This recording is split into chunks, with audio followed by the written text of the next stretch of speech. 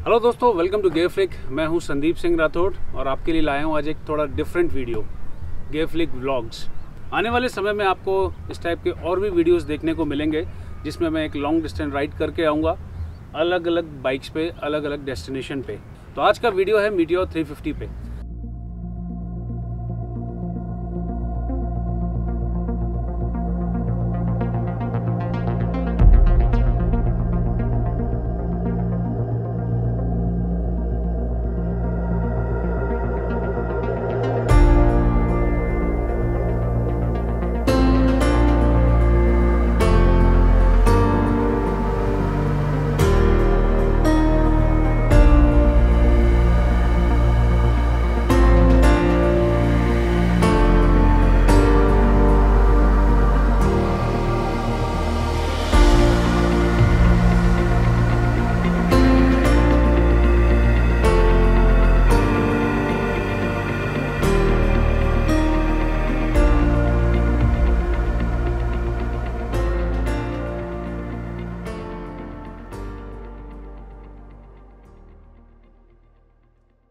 तो मैंने एक लॉन्ग डिस्टेंस राइड मारी थी इस बाइक पे, Bombay to Dandeli and back, जो अप्रॉक्सीमेटली 1300 to 1400 किलोमीटर्स की राइड थी। तो उस राइड का एक्सपीरियंस मैं आपके साथ शेयर करूंगा।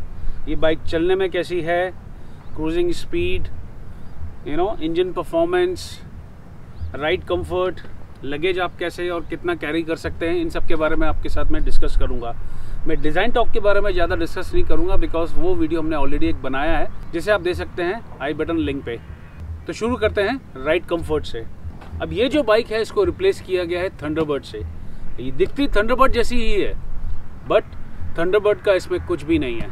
Everything is new, from chassis to engine to tank to headlamp, tail lamp, सब कुछ अलग है।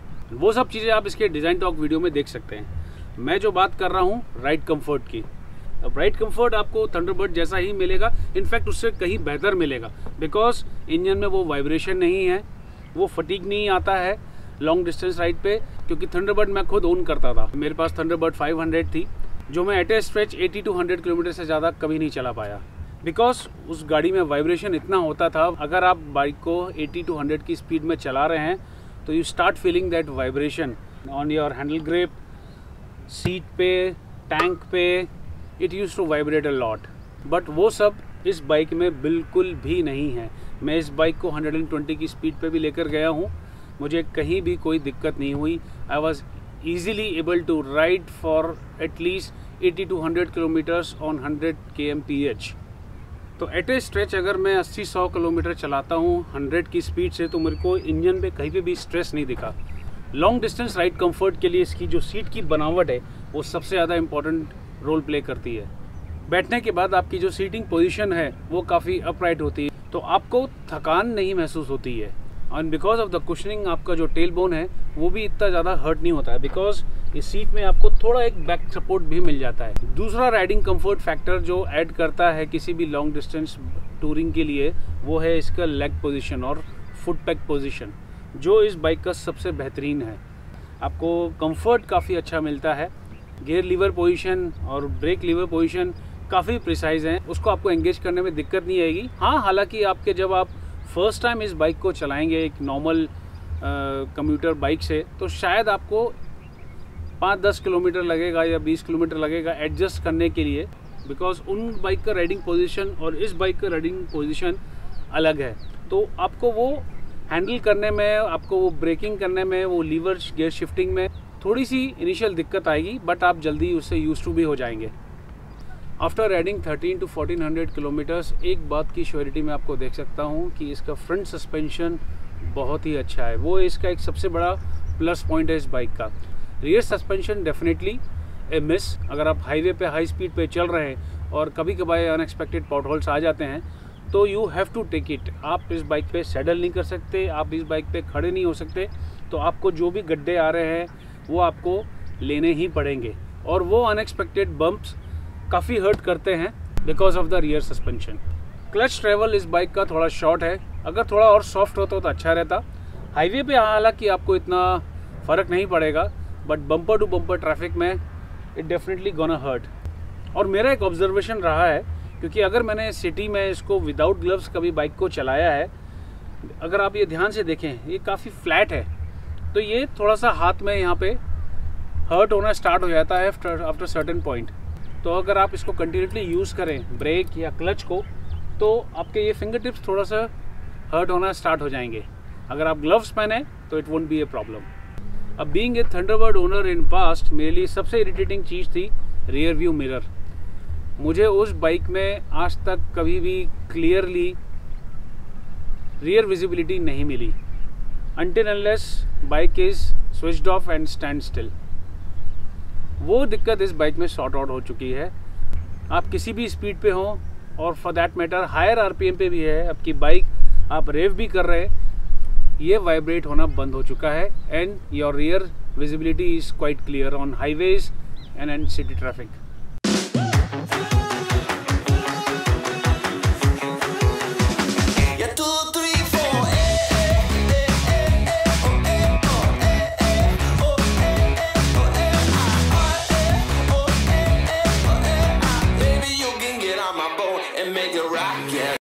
ये गाड़ी हाईवे और माउंटेन्स में काफ़ी आराम से क्रूज़ करती है। नो मैटर अगर आप शॉर्ट गियर में हो या हाई गियर में हो, आपको पावर डिलीवरी हमेशा मिलेगी, उसमें आपको कहीं दिक्कत नहीं है। बट आप जब immediately weave in weave out करते हैं, हाईवे पे हो गया या फिर आपको कभी लीन करना हो एकदम से माउंटेन्स में या कर्व्स में, तो आपको हैंडल थोड़ा सा हैवियर फील होता है।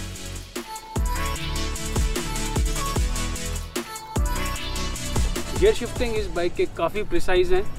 मेरे को किसी भी सिचुएशन में कहीं भी ऐसा नहीं हुआ कि मैं गियर क्या लगाना चाहता हूँ और लग क्या रहा है, जो पहले आरी की बाइक में हुआ करता था। स्पेशली मैंने तो थंडरबर्ड में काफ़ी ये चीज़ फेस करी है, तो मुझे वो चीज़ इसमें बिल्कुल भी नहीं मिली। जब जो गियर मैं चाहता था एक ही शिफ्ट मुझे वो गियर मिला है। Gear shifting is very much precised.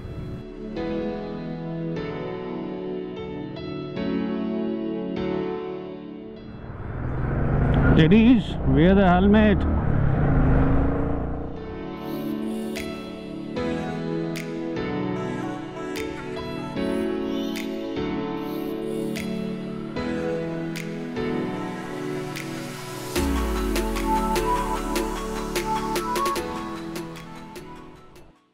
अब बात करते हैं इसके इंजन परफॉर्मेंस की। बिकॉज अगर राइड कंफर्ट नहीं है, बाइक में वाइब्रेशन है, इंजन स्ट्रेस्ड आउट लगता है, तो आपका राइड कंफर्ट वहीं ख़त्म हो जाता है। But because now this engine comes with A counter balancer, vibration बिल्कुल ख़त्म हो गया है, राइड कंफर्ट डेवलप हो गया है, तो आपको वो फटीगनेस नहीं लगेगा even after you riding 100 kilometres. हाँ, एक चीज़ जो इस बाइक में मुझे सबसे ज़्यादा मिस आउट लगी वो है इसका 6th गियर। अगर हाईवे क्रूजिंग के समय 6th गियर हो इस बाइक में, तो क्रूजिंग का अलग ही मज़ा है इस बाइक में। इस बाइक को मैंने 100 से 120 की स्पीड पे भी चलाया है। Until 100-110 it's easily manageable. आप इसको काफ़ी देर तक 110 की स्पीड पे चला सकते हैं। But once you reach 120, 120 speed आप ज़्यादा देर के लिए मेंटेन नहीं कर सकते। आपको वो इंजन में स्ट्रेस फील होना स्टार्ट हो जाएगा। एंड दैट्स वेयर जब मैं आपको बोलता हूँ कि अगर इस गाड़ी में 6th गियर होता तो शायद वो इशू भी सॉल्व हो जाता। But then this is how it is. 110 तक आप इसको आराम से 80-100 किलोमीटर तक चला सकते हैं। आपको इंजन स्ट्रेस कहीं नहीं मिलेगा and you will be riding very very comfortably.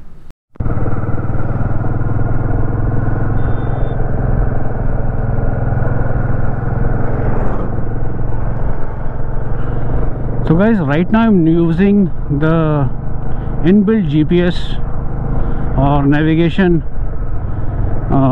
on Meteor।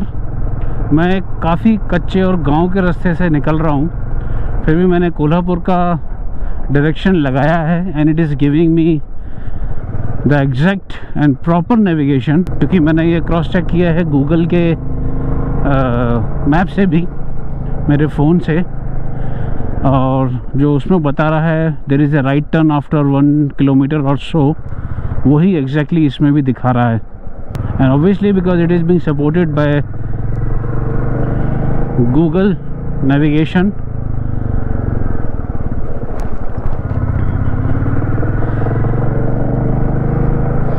अब ये होल्डर मैंने लगाया है जस्ट टू सी, अगर किसी का फ़ोन आता है तो आई कैन चेक कि किसका फ़ोन है।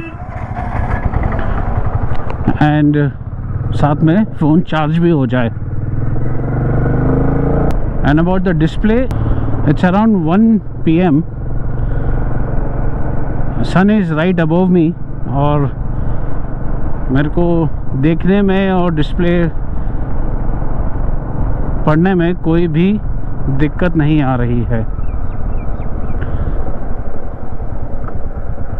तो यहाँ से राइट टर्न लेना है।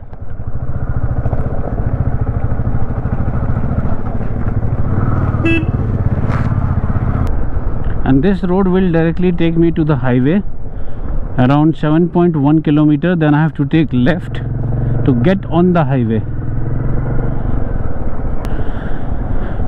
दिन में इसका थोड़ा सा डिस्प्ले अगर और बेटर होता, अभी जैसे मैं शेड के अंदर चला रहा हूँ तो काफ़ी अच्छा डिस्प्ले है, but as soon as I come under the sun थोड़ा सा डिस्प्ले कम हो जाता है। तो अगर मैं ग्लासेस पहना हूँ या मैंने अंदर सन वाइजर डाला हुआ है तो रीडेबिलिटी थोड़ी और कम हो सकती है।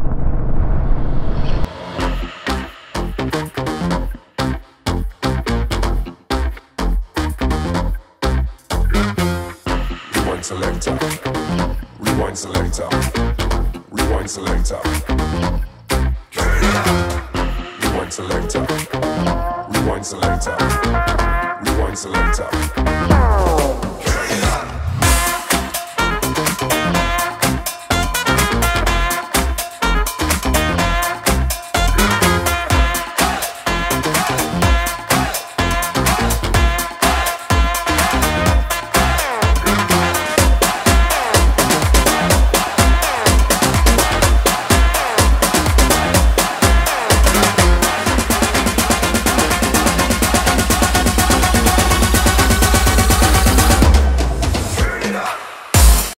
अब बात करते हैं वाइज़र की।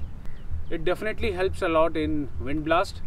काफ़ी ज़्यादा विंड ब्लास्ट डायरेक्टली जो आपको सामने चेस्ट पे लगती है वो उससे रुक जाती है, बट ये जब वाइज़र से हवा कट के डायरेक्टली आपके हेलमेट को टच होती है या हिट होती है तो आपके जो हेलमेट में जो एयर नॉइज़ आता है वो काफ़ी बढ़ जाता है। क्योंकि मैं इस राइड में काफ़ी इरिटेट हो गया था बिकॉज हेलमेट में जो विंड नॉइज़ आ रहा था वो इतना ज़्यादा इरिटेटिंग हो रहा था, मुझे लग रहा था कि मेरे को जाके हेलमेट ही चेंज करना पड़ेगा। बट जल्दी मेरे को समझ में आ गया it's not just my helmet, it is because of the wind which is जो मल्टीप्लाई हो जाता है। जो आपका विंड ब्लास्ट ये रोक रहा है वही एयर प्रेशर ये सीधे आपके हेलमेट पे थ्रो करता है और वो उसकी वजह से जो विंड नॉइज़ हेलमेट के अंदर आता है वो काफ़ी ज़्यादा इरिटेटिंग है। So this is one thing which I noticed. इसके लिए मे बी एक्सटेंशन जो आफ्टर मार्केट आपको मिलते हैं वो ऐड करेंगे तो शायद वो पर्पस सॉल्व हो जाए।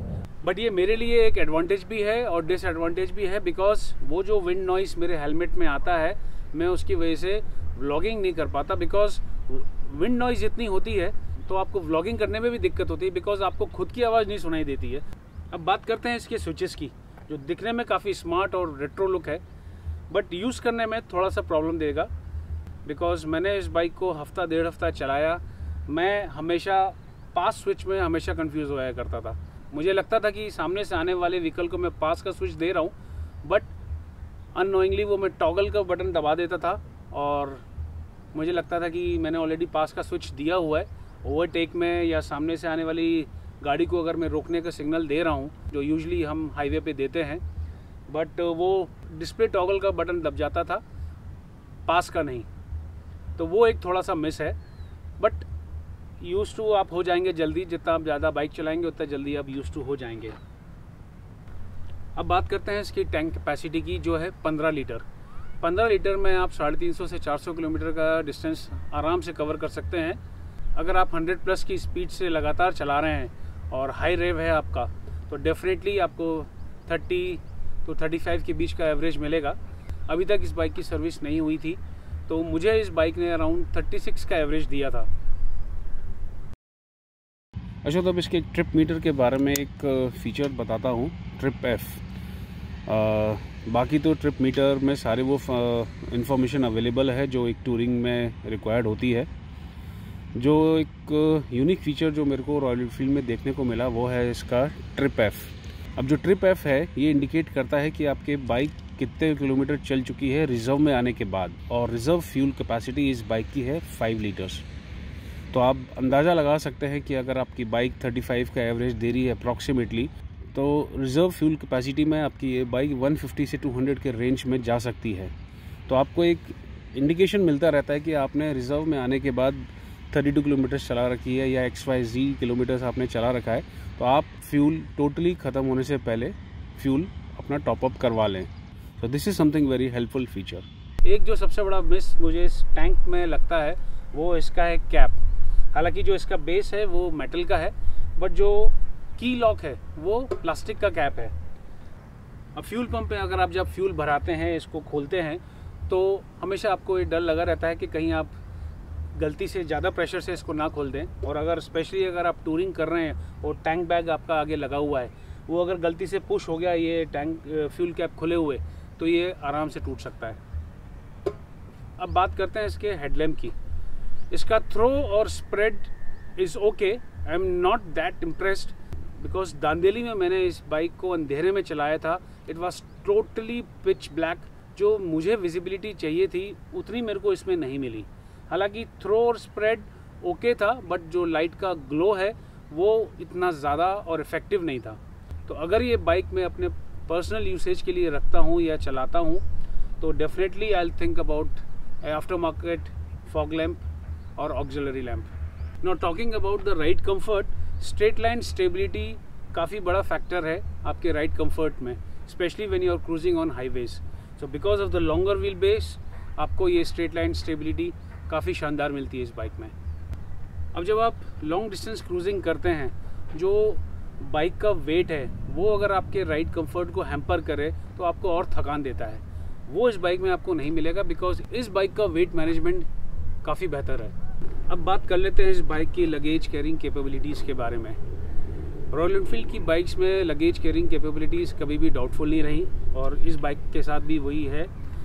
इस बाइक में भी आप लगेज काफ़ी आराम से और काफ़ी अच्छे तरीके से टाई कर सकते हैं बिकॉज ऑप्शंस काफ़ी हैं।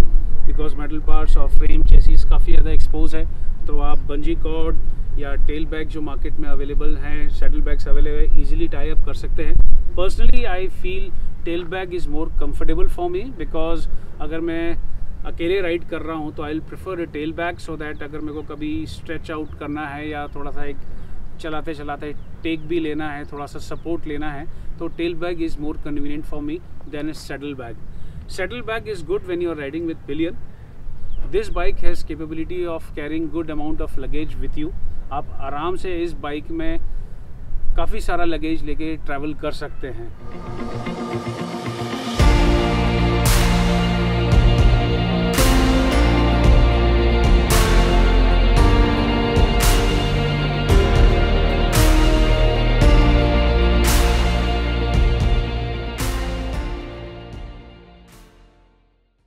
टूरिंग में एक और सबसे इम्पॉर्टेंट फैक्टर होता है, अगर कहीं आपका ब्रेक डाउन हो जाता है, बाइक को कुछ रिपेयर की ज़रूरत है, तो रॉयल एनफील्ड एक ऐसी बाइक है जिसमें आपको टेंशन लेने की ज़्यादा कोई भी ज़रूरत नहीं है। बिकॉज़ आप एक्सट्रीम ईस्ट में चले जाएं, एक्सट्रीम नॉर्थ में चले जाएं, एक्सट्रीम साउथ में चले जाएं, and for that matter extreme west में भी चले जाएं, आपको सर्विस नेटवर्क इस बाइक का सबसे ज़्यादा मिलेगा, स्पेशली इन दिस कैटेगरी।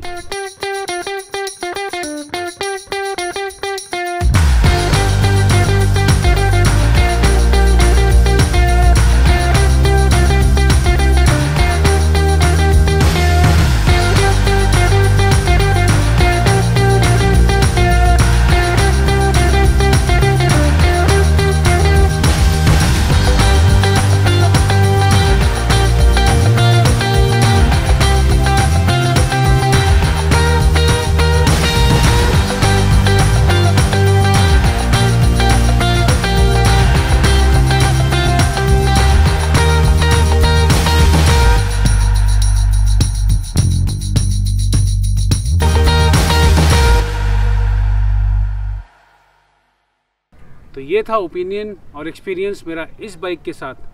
तो अगर आपको ये वीडियो पसंद आया है तो लाइक करिए।